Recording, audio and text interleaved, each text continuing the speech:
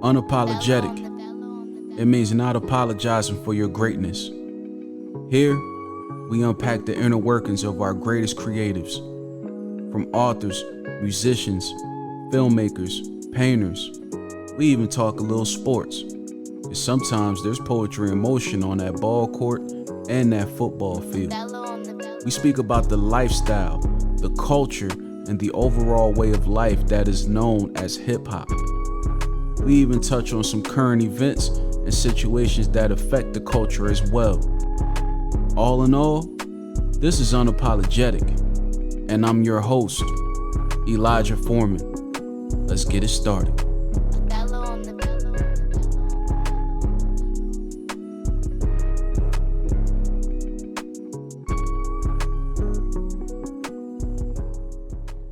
Yes, this is Elijah Foreman, and this is the Unapologetic podcast, the At the Table edition.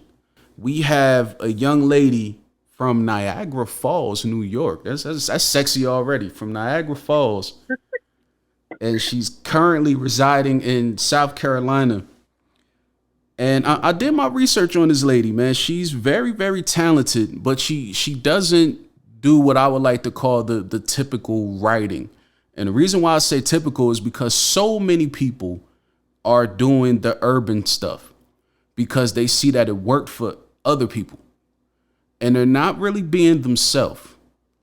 The one thing that really caught my eye with this young lady right here is that she's completely herself. If she doesn't feel the project, she's not going to write it. And her tagline is penning smooth men to men broken hearts. Sexy already. That's crazy. If you don't know who this young lady is, she goes by the name of Iesha Bree. How are you today? I'm doing good. That was just such a great opening. I try to do my research on people before I interview them and everything. Try to feel like I know them a little bit, you know? I feel you on that. Definitely. So, from Niagara Falls, you're currently in South Carolina. Tell me how you got your start. Honestly, I started as a reader. So I was do you know who Desiree is? Desiree, what's her last name? She writes like the Carter Boys. Oh, yeah. Like she's an author, yep. Definitely. Well, she has a really big book club group called The Cafeteria. Okay. And one day she was like, is there any new authors in here and all that good stuff? And I had just started. And I said something about it there, and she let me share my books in there. And, my first book. It was her and Brienne Dene. They both let me share my stuff in their group when I first started. That's amazing. So where did it go from there? Was Desiree the one that kind of pushed you into the business, or did you get advice from her? No, I never really chatted with her on that kind of level, but I was just always grateful that she even let me do that. Because if you know how big the cafeteria is, it's a big group. Yeah, so it's got some numbers. Listen, and I was just a fan at that point. I still am, but she allowed me to share my stuff there, and we just kind of went from there. But for the most part, I've kind of just pushed myself and kept going. And I got good people surrounding me. I got a good little group of people. Amazing. That's amazing. I always say this to new authors. If you're not a little bit scared starting off, then it's probably not the best thing for you. Because that fear is going to do one or two things to you. It's going to either deter you from doing it and you're going to turn around and run, or it's going to make you embrace it even more. Yep. It's almost like, an athlete or something playing football or basketball. They're scared to death when they get on the field, but it makes them go towards the game even more. So when you first started out, what was your process and how scary was that for you? When I first started, I had a friend from college, and we just kind of convinced each other because, like I said, I started as a reader, and she was like, I think I could write a book. She was like, you think you could do it? And I was like, I used to write real good in high school, but I just stopped, And I was like, well, I could try. So we both sat down together, and she wrote a book but I was getting more into mine. Like, I really connected with it. I had a good time with it. So once I finished writing my book, I was like, "Are you finished yet?" She still hadn't finished hers. So I was like, "Okay, well, I'm going to figure out how to get everything done." At this time, I didn't know how to find like Black cover designers. I didn't know how to find editors. I didn't know how to do any of that. But one thing about me is I'm going to do my research and I'm going to figure it out on my own. Absolutely. As you should. So I went out and I found everything. I found editors. I found cover designers, all of that. Ended up figuring everything out and then doing my research, because Google is everybody's friend. It was my friend during that time. And that's how I found out about Amazon and how you could publish it yourself. Right. So honestly, I was just driven by that's one thing about me. When I find something, I'm going to figure it out. And I love that. I love it. I honestly feel like, after doing my research on you, I saw that you've been around for a couple of years now. I feel like you came out at the perfect time, though, because although there's still drama amongst the authors and things of that nature, the time that I came in was very crazy. Like, I started in 2013. There was a lot of cliques. You was either on this side or you was on that side. And if you on that side, you better stay over there. Right. And social media had become so, like, drunk with drama. Right. And you had certain people that were drunk with power. And this is why I love indie authors, because at that time, a lot of us that were coming in, we didn't know anything about the business. We were too lazy to do our own research. And we were trusting people with our art and with our time. Right. And, not even realizing we're giving them the power. So to see a person step into this and say, "I'm going to go indie right now."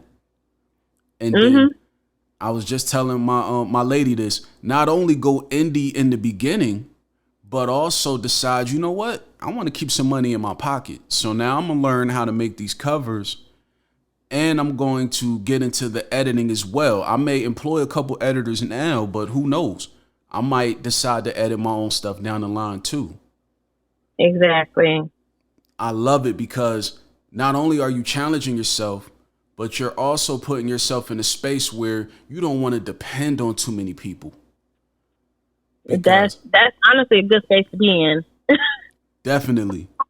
Because I'm going to tell you something. I've had plenty of my books get messed up as far as the editing. Like my very first book went number 4 on the urban charts on Amazon. Okay. Editing was great, right? Right. I finished the second book. The editor that we paid for the first book has started getting so many other opportunities from like 10, 12 other companies to where now she has a stack of manuscripts on her desk. So she gets to mine and does the laziest job you can ever imagine. So now my publisher gets the book back. She's scared to give it to me because she knows I'm hands-on with my stuff. So she calls me. She says, "Look, the manuscript is not right. I need you to relax. I'm going to take care of it." I'm like, all right, cool. Her way of taking care of it was just not telling me, because she knew if she told me, I was going to end up going in beast mode about it. So she does her best to take care of the editing. We put the book out. The book tanks. It doesn't even chart. After just going number 4 with the first one, the second one doesn't even chart. So, these are the kind of mistakes that I made early on just by, and I love my first editor. Her name is Iesha Howard. She's from St. Louis, Missouri. She brought me in this thing when I was like 20, 21 years old. So I always have a level of, respect and love for her. But these were the mistakes I made early on as a new author, just trusting other people with stuff that I could have done on my own had I just did the research. Listen, I tell you what, I think everybody is just, because not everything is for everyone either. Just because I want to cut costs on this doesn't mean that I should be doing it. Right. Absolutely. Like, if I find out I try to learn how to do it and it don't work for me, I'm going to try to find the people that are basically the best at it to do what I need to get done. Definitely. That's how it has to go. That's how it has to go. So tell me something. I'm very old school in some of the books that I read, as well as like music and stuff like that. So a lot of people that influenced me have been around for years. You know, I'm talking Right. about like Wahida Clark, Kawan, Ashley and Jaquavis. These guys been around since early 2000s.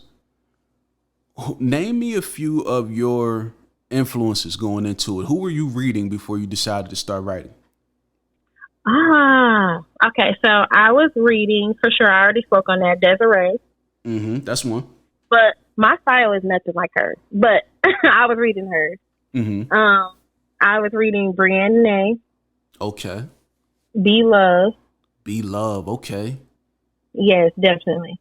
Legend. Um, I like her who stuff. else? Yes. I was reading Brenda Jackson, Okay.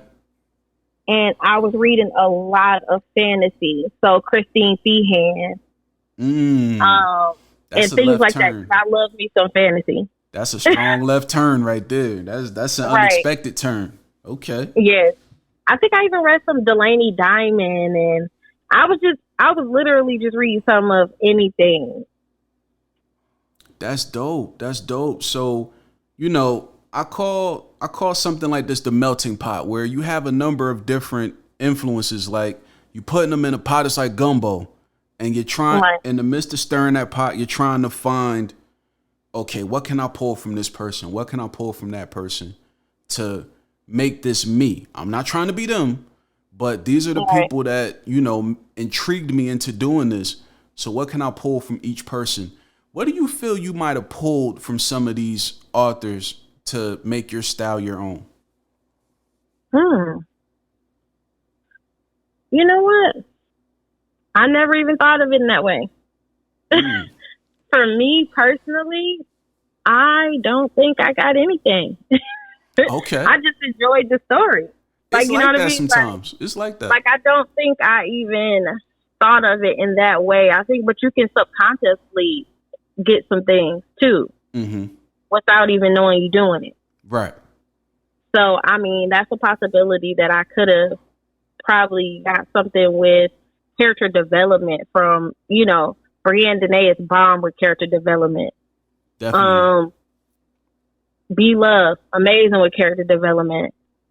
Brenda Jackson, great with families, great family storyline. And that's one thing that I've noticed that I do heavy on in my books is family. Mm-hmm. There's always a family of some sort, some type of family dynamic that's in any of my stories. Something like what I Carl think I Weber's only have doing a few. with like Yes, like sort the of kind of family like that. business. Okay. When I first started off, my books were about sisters. Okay. Yep, my first series ever was sisters. And then I went on from there. But then the next few books, they started to try to like, you know, change up a little bit. But more than likely, that's probably some of the things I picked up from them, and I didn't probably pay any attention. Okay. That's amazing. That's amazing. I felt like early on, like with Wahida Clark, she was very descriptive with some of the stuff she wrote. So I felt like it was always important to add just enough detail to certain scenes. Ashley and Jaquavis, to me, they're like the yin and the yang. So when you read a book from them, like the Cartel series, you could tell that Jaquavis is the one that goes a little bit darker. He's the one that's Right. going to take you to the dungeon, so to speak. Right. Ashley is the one that's going to add some light to whatever darkness Jaquavis just put into the scene. So with me just being one person, I try to, know when to lighten up the mood and know when to go dark. I got that from them. And Kawan is a little bit of both. And then on top of that, with him, he loves to challenge himself more. This dude will write a book that's 450 pages. And I don't have a book like that in my catalog, but I always looked at him as like, the catalyst to that. Like one day when I get to that and somebody asks me where that came from, I'm gonna say, man, listen, I read this Kawan book like 2-3 years ago, and this dude spent 3-4 months writing a 400-page book. I always wanted to do that. Mm-hmm. You know, so these are some of the influences that come from, you know, my choice and style of reading. Also, sometimes, like I just said with you like to go left. Zane. Zane Okay. was a big figure. You know, a lot of people forget about Zane nowadays. All these erotica writers that's out here now that are very dope. I love them all. But Zane was the one. She was probably one of the only female erotica writers that was on the level that she was on. And Right. as a male, Eric Jerome Dickey, rest in peace, he was another one, you know, that was on that level with her. And those were two people I read as well. So, you know, I jump into a few different pots. I'm mainly urban, but I step into the erotica too. I step into, you know, the fantasy a little bit. I love suspense. Never written a suspense book, but James Patterson, I love that type of stuff as well. So I just love speaking with people and getting different perspectives on things. You know, it excites me a little bit. I So agree with you on that. definitely. So we're going to get into some of your books. I actually have your catalog up, and I'm looking at some of these titles, and these covers are crazy. Man, this is some dope work. Let's talk about your first book, Hope. Where was the storyline coming from for that one? What was the inspiration? So the first one is Envy. Okay. Hope is like the third. Oh, okay. Yep. Oh, So it got you. goes. Got Those you. are the three sisters. So it's Envy, Rush, then Hope, and then it's also Deception. So And this is those all are one all. series. Yep. That's the Mason Nice. series. Nice. So they all kind of coincide together. They all go together. That is why I was saying with the first book, Envy, Mm-hmm. it's family based. So I tied in things that I love to read. Like I'm a big fan of Secret Baby books. Okay. Big fan of it. I don't know why I love it so much, but I do. So I was like, ooh, okay. Why don't I write something that centers around a college? Let's write something with a secret baby, maybe a love or something. And those ideas all became Envy. Nice. Okay. So with Envy, like what were some of the challenges that you had with that book? Did it come kind of easy to you, or did you like run into writer's block or something like that? With Envy, I wish how easy it was to envy. It's the same now. Like with Envy, I just wrote it. Like, you know what I mean? I didn't know everything that I know now. Mm-hmm. So I think when I first started, it was just kind of like, oh, okay, I'm excited. I'm writing a book. So I just was writing, you know, and it actually is probably one of the best books I've written just because I didn't have prior knowledge to everything that I know now. So now I have an overthinking process where I'll be like, okay, well, did I add this? Did I add that? Did I do this? When I wrote Envy, I didn't think like that. I was like, I'm just telling a story. I'm going to go about my day. Man, you know what? You know what that is? That's the hunger. When we're hungry and we're trying to step into something, we're not thinking of all the other, you know, business principles that go into it or the logistics, so to speak. We're not thinking of none of that. Nope. We're just trying to put a dope story together. Because I feel you right now. Listen, I've been writing one book, and people are going to beat me up when they hear this. My fans and readers. I've been writing one book for about a year now. Right. Because every time I think I'm finished, I'm like, nah, I didn't add this. Or no, I should take this out. You know, I've been through the editing process 2 or 3 times with this book. Cover been done. Cover was done last winter. And I'm just still like, am I finished? Because it's a different kind of book. You know, it's a police brutality book. So it's like every time you think you done, you know, something in you is like, no, you should have added that. You should have did this. So I'm struggling with that right now. So I know what you mean. I definitely know what you mean. Yeah, because definitely as writing, you're like as a writer, once you get, I guess, few books in and you start to know the industry and what, the forms of what readers are talking about and what they want to see and what they don't want to see, you run into all of that. I mean, now that I've gotten further along, I don't really concern myself with that because what I write is what I write. Right. And who likes it will migrate towards me. Definitely. I feel the same way. I agree. And sometimes it takes us to get that experience to know what our pocket is and what our level of comfort is. Because, I remember when I first stepped into it, the reviews were everything to me. And oh, man. if I got a bad review, I had a bad week. Like, don't talk to me. Like, I don't want to eat. I'm going to find something to eat when I feel like eating. Do not come near me. Because this one person said she didn't like when I said this. It used to mess my day up. To where now it's like, all right, well, if you didn't like that, well, I got something else coming in like 2-3 months that you might like. Right. If you decide to still mess with me again. You know what I mean? If not, I got these other 400 or 500 people over here that are going to tell you you're bugging. If you didn't like this, you need to read that. Right. You know what I mean? So it doesn't bother me as much, but man, listen, at 21 years old, as impressionable as you are, when you're that young, man, it used to bother me. I used to be hurt. In the beginning, I was the same way, though. You do look at reviews and all that good stuff. But the further you go, the longer you stay in it, you just like, oh, okay. You learn to pick through the ones that are actually helpful and the ones that, is just an opinion. Right. And then another thing I learned, like I said before, about the industry being cliquish, I was finding out that it was people on the other side sending reviews just on some hating stuff. Right. So once I figured that out, I'm like, oh, okay, y'all playing a social media game. Like, I'm not even in this war that you're putting yourselves in on social media. You know what I mean? So that was another part of it, which is why I'm glad.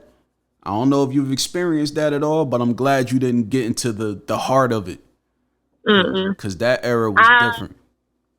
I thank God for that. I stay out of drama. Definitely. I stay out of drama. I don't have no problem with nobody. Nobody. I stay in my own lane. I mind my business. Keep it that way. I write these books. I put them out. I share everybody's stuff. I mean, for the most part, I'm very non-confrontational. There's nothing that you can really get out of me. Keep it that way. Definitely. Another book I want to ask about that was very intriguing as far as the title, The Ex I Don't Want to Be. Oh, yeah. Ooh, what was that about? That caught me, the cover and everything. Let me tell you. So I got K Creations did that one. Okay. The cover. I didn't do that one. That's one of the only covers that I have that I did not do. Shout out to that team. Yes. So for that book, I was just going through a heartbreak. So I had wrote Unlove Me first, and then X I Don't Want to Be. So both of those books were tied into the heartbreak that I was going through because I had never been through one before. That was my first time. Wow. So everything was dramatic to me. So everything was over the top. Everything was a lot. So for the most part, X I Don't Want to Be was literally just that. It was not, I mean, who wants to be someone's ex? Right. Absolutely. Like, you know what I mean? You never think of it that way, but it's like, I don't want to be nobody's past. Right. I just don't. That's not my label, and you're not going to label me that. We just didn't work out. That's how it goes. And sometimes. That's what it was. Right. For this book. Did anybody did you write it kind of close to your own experience, or was it fully fictional? That one was fully fictional outside of the idea behind it. Okay. So like the thought process of X I Don't Want to Be, I thought of on that because obviously I don't want to be nobody's past either. Mm-hmm. But it's inevitable. It's inevitable. You date people, it don't work out. Automatically, that's just what it is. But in that time frame, that's not what I wanted to be associated as. So that's where the thought came from. But the whole storyline itself is fictional. Now, Unlove Me, on the other hand, that one has more true events in it than any book I've ever written. Okay, see, we were going there next. Okay. Yeah, that one has, I want to say, I've never written a book more close to who I am than Unlove Me. Wow. Ever. And that's because I needed that book. It was like therapy. Yeah, I needed it. Like, I cried throughout the whole process of that book. Wow. The whole process. Crying and writing. That's all I was doing. So that book actually did really, really well. At that point, I was like, okay, maybe I need to start putting more of me in these books. Right. But that will always be my favorite book, just because of what it did for me. Because once I wrote the end on it, it was as if like the emotions that I felt in the beginning were no longer available to me. Nice. I couldn't be miserable. I couldn't be sad. I couldn't do none of that stuff on account of that. Mm-hmm.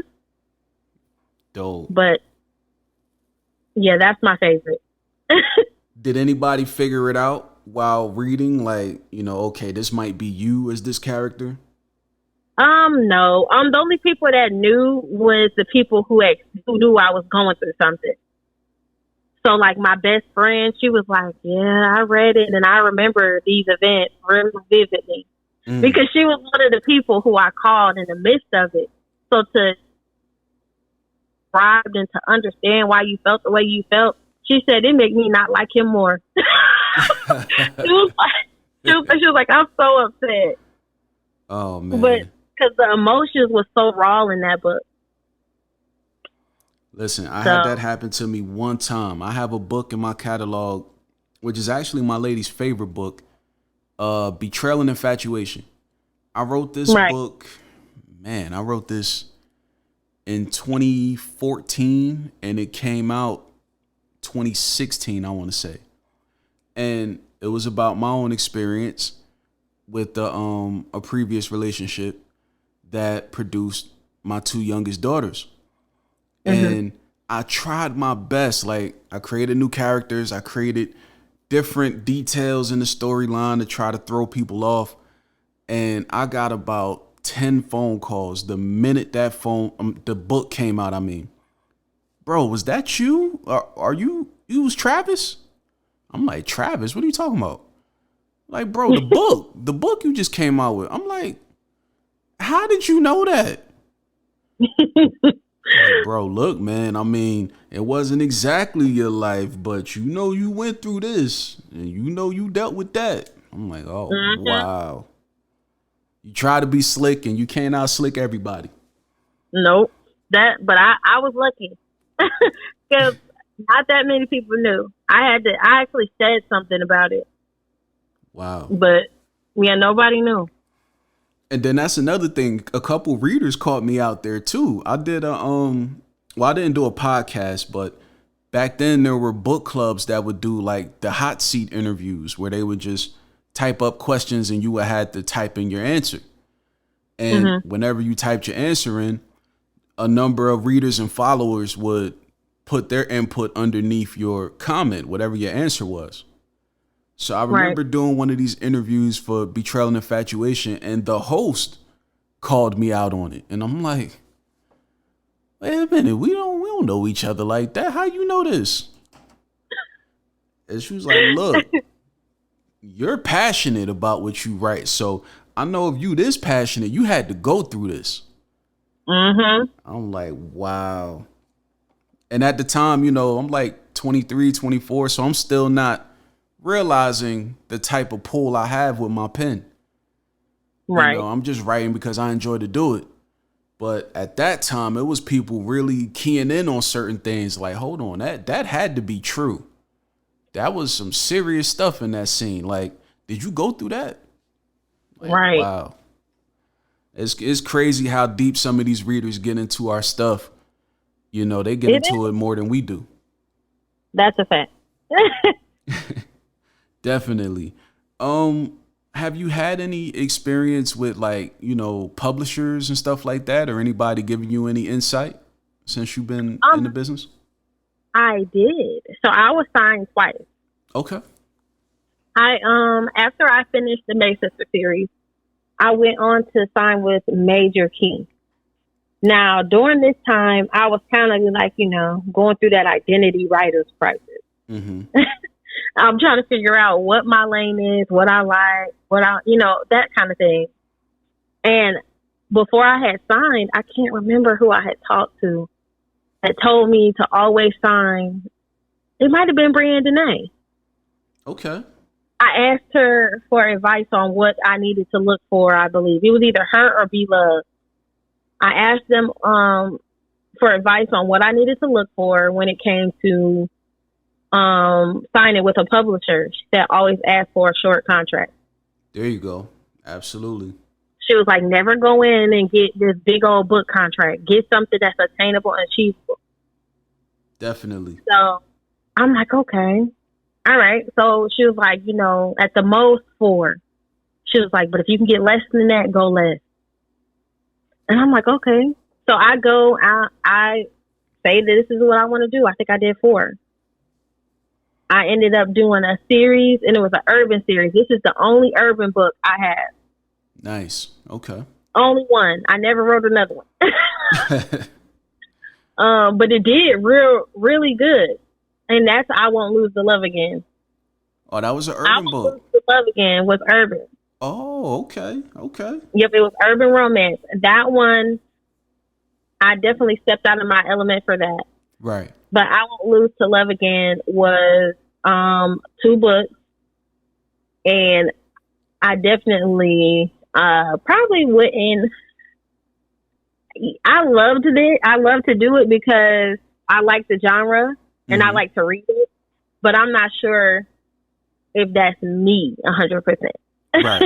So after that, I think I did 2 more. I did a interracial story. And then I finished off the May Sister series with Deception with her. Nice. Nice. Once I finished that, I went to Be Love. So I was a part of BLP for a while. Okay. I did, again, 4 books. I did, there's a story called No Good at Love. There's Kiss and Tell. I did a fantasy book called Noemi, which is Egyptian goddess. And then I did another romance called The Love Pledge. Nice. So some of those, and then after that, I went back indie, and I've been there ever since. That's amazing. One thing I want to take away from what you just said, that was another mistake I made. When my first publisher, Iesha Howard, when she took a break from publishing, she temporarily disbanded the company that she had at the time. Iesha Howard Presents. It was like 8 or 9 of us on the team. And she let us know she's going to need a little break. You guys are free if you want to sign to anybody else, or if you would like to go indie, you guys are free to do whatever you want. She sent us our paperwork in the email or whatever. Did it completely professional. So I wasn't thinking about indie just yet. I started asking a few people, what they think I should do, because I was a part of the Bankroll Squad, David Weaver's big conglomerate that he had a few years ago. And I was under Iesha Howard. So I started contacting other publishers that came into the business with her. And it was one lady that I spoke to, Fanita Moon Pendleton. She came in the early days, and she kind of welcomed me with open arms when I got signed. And I asked her, I said, well, Iesha just disbanded the company. Like, what do you think I should do? And she said, little bro, I'm going to be honest with you. With the pen that you have, all you need right now is money. And you don't need that. You don't need that much of it. You just need about $300-400 bucks, to be honest. $100 for your editing, $200 to $300 to get a good cover. You can go indie. Boy, Right. that indie word scared the hell out of me at that time. I'm like, indie. That was like somebody throwing a 1,000 pounds worth of bricks on my shoulders. I'm like, whoa, indie. I just felt weighed down immediately. Right. I said, all right. I took the advice, spoke to her for about an hour, and I continued on with, my quest to figure out what I wanted to do. So I ended up signing to 2 companies at once. I had read that Kawan did this. Kawan signed to St. Martin's Press. He has signed to Urban Books, which is Carl Weber's company. And then he had his own company. So I'm like, bet I could do this. That'll put my name out in different markets, stuff like that. So I signed to a company in the South in Georgia. And I signed to a company that was New York based. And I gave each company 2 books. Now, if you look at my catalog, I had a book called Maker Cream, and I had a book called Lust and a Shot of Hennessy. I gave that to the New York-based company. And then Betrayal and Infatuation, and I had a book called Ghost Town. I gave that to the Southern-based. And then I got to thinking about it. I'm like, Kawan went indie while being signed to 2 people. And Moon just told me to go indie too. Let me do some research. And the commercial had just come out for inkfile.com. I don't know if you ever seen the movie Friday, but Debo was in the commercial. And he's like telling people, go to Inkfile and start your business. So I went on Inkfile. I figured out how much it would cost for me to get, my business, done professionally as far as the paperwork and licensing goes and stuff like that. I paid that money, got it done. And I told the 2 publishers, and both of these dudes were like, what the hell are you talking about? You can't do both. It's bad enough that I agreed to let you sign to this dude while you're signed with me. But now you want to be indie too?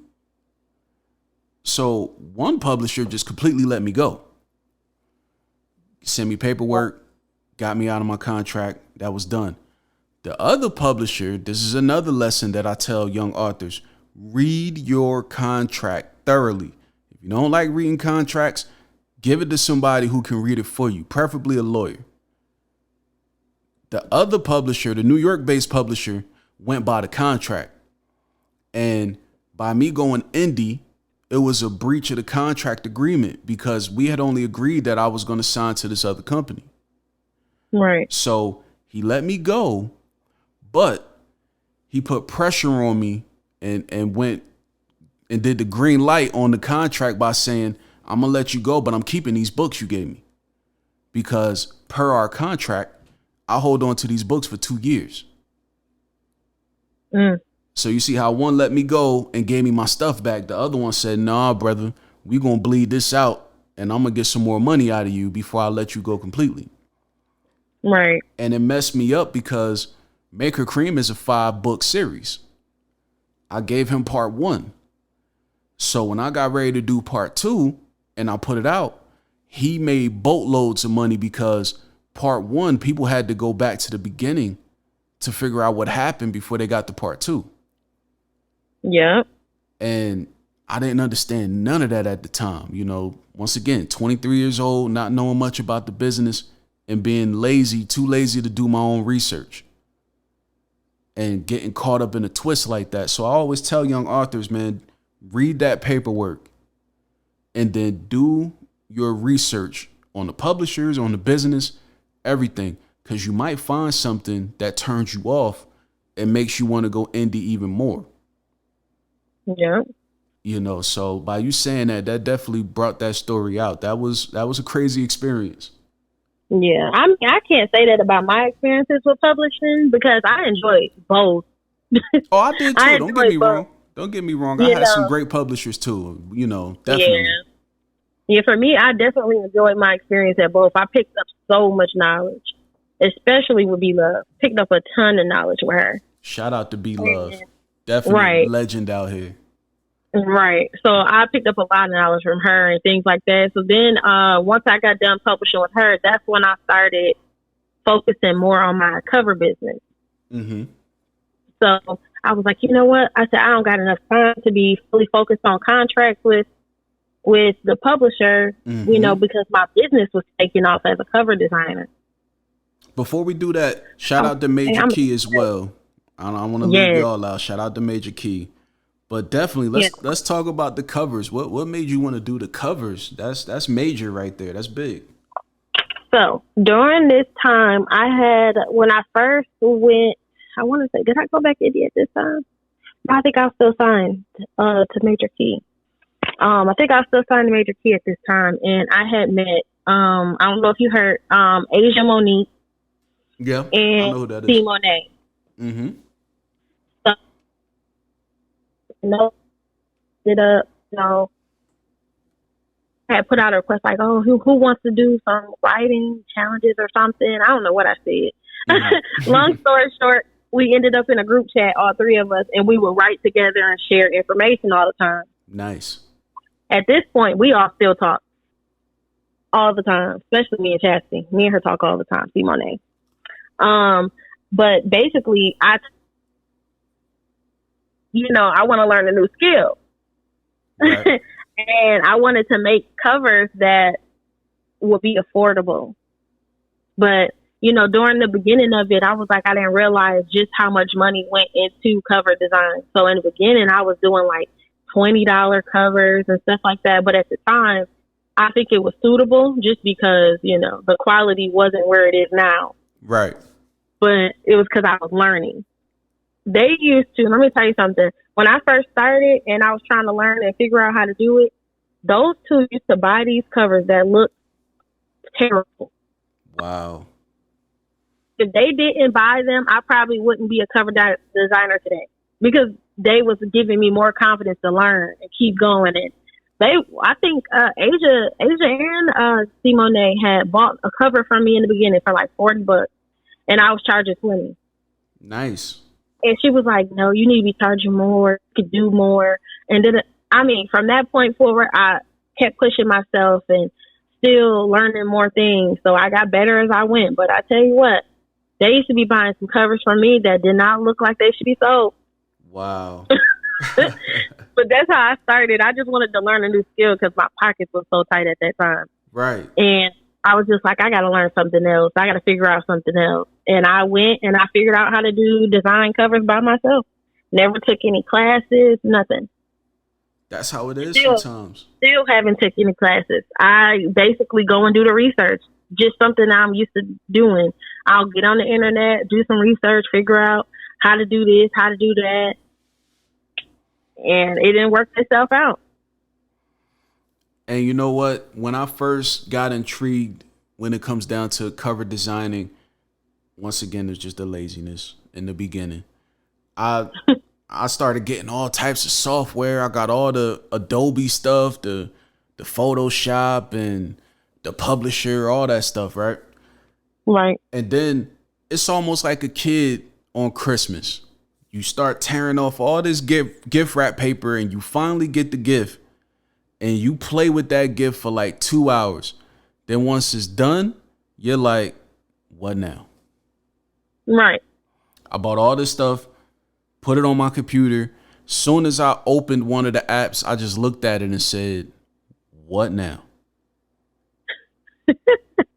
I feel you on that. I'm telling you, I came a long way with it. I know how to do so much more now. That's incredible. Which one of your books did you do the cover for? For people who may want to know. At this point. You did every cover on your catalog, really? Every cover except for right now, currently my Pick Up Your Feelings cover. I didn't do that one. Okay. And I didn't do X I Don't Want to Be. Wow, so you have a catalog for real. Yeah, I didn't do X I Don't Want to Be, and I didn't do the Pick Up Your Feelings, but everything else I did. You even did the anthology that you were on, the Christmas anthology? Yep, did that one too. Wow.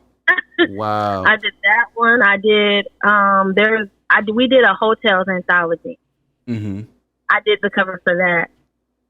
Wow. Which is where because I Okay. gave everybody their stories and stuff, and I was like, "Yeah, I'm gonna pull this hotel technology down, but everybody put your shorts out."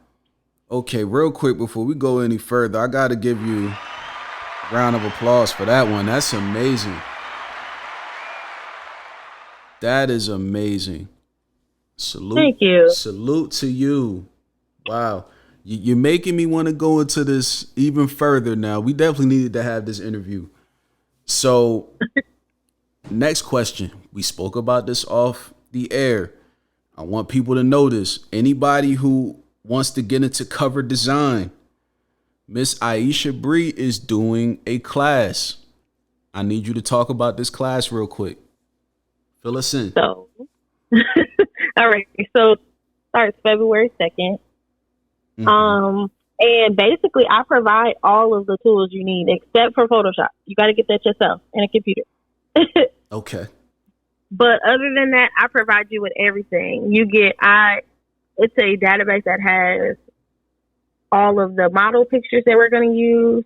You get backgrounds, you get textures, you get styles, gradients, brushes. Literally everything is all in this one pack. Fonts, like common fonts that I use or can be used for certain genres. I talk about how cover design pertains to your branding as well. So it's not just a cover design class where I'm just teaching you how to design something. I literally help you to tune your cover design skills to your author brand. So that's big too. So that's one of the main things that this class is for. It's only going to run for 3 weeks. Mm-hmm. And it's 2 classes a week. So every Monday and Wednesday. Nice. At 6:00 Eastern time, 6 p.m. 2 more questions following that one. How often will you be doing classes? Like, will they be every quarter of the year? And how much will they cost? So, for me, this year I'm only gonna do 2. Okay. I'm only doing 2. So the first one, like I said, is in February on the 2nd, and the next one will be late October, probably early November time frame. Okay. Though that's the second one that I'm gonna do, but that's gonna be it. For this class, it is $350, but I do also offer different options so you can break up your payments too. So you can do a firm, you can do several. That's all available on my website. Amazing. Amazing. So anybody who's listening, she's doing these classes. If you guys want to keep some money in your pocket long term, then it may be best for you to spend that $350 right now so you can get a little bit more knowledge. I'm considering it as well, so I'm with you. This is definitely amazing. I had such a fun time speaking with you, Miss Iesha Bree. I have to bring you on in the future, possibly. With COVID and everything, I don't really have a camera set up. I didn't really get a chance to be in a room with some of my favorite authors. So I hope I can do that once this stuff clears up, because it's crazy right now. Yeah. So maybe within the next year or so, I don't mind traveling. If I got to meet people in a mutual place, I don't mind doing that so we can get it on camera and really have fun. But for now, Definitely. Definitely. So for now, I had a great time. Before we get out of here, I need you to give us all of your social media, websites, anything we can get in contact with you on. Okay. So first of all, I want to say thank you for even asking me to be a part of it. Sure, not a problem. But my actual author website is IeshaBree.com. So simple, just my name. And all of my socials are very simple as well.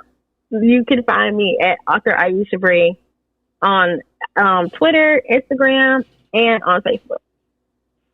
So Nice. Same thing. And I also have a TikTok. So that's Iesha Bree as well. Okay. For all you TikTokers out there, remember that one.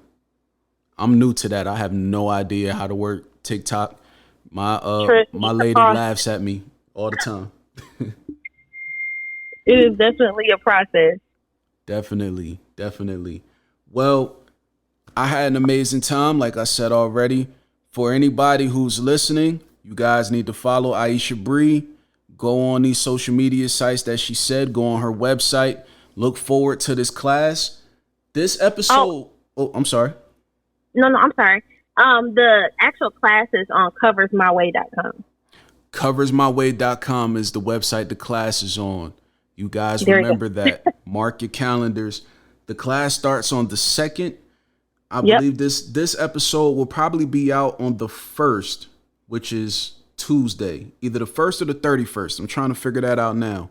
So you guys will have enough time to get yourselves together, get signed up and everything like that, and you'll be ready to go. So for the time being, you guys know what I always say when I'm signing off. You're not supposed to be sorry for being great. I'm great. Iesha's great. So are you. You guys have a good one. We'll see you next week. There you have it, ladies and gentlemen. Another episode down, plenty more to come. I appreciate you for taking the time out to come hang out with me. And I'm looking forward to seeing you next time. Take care.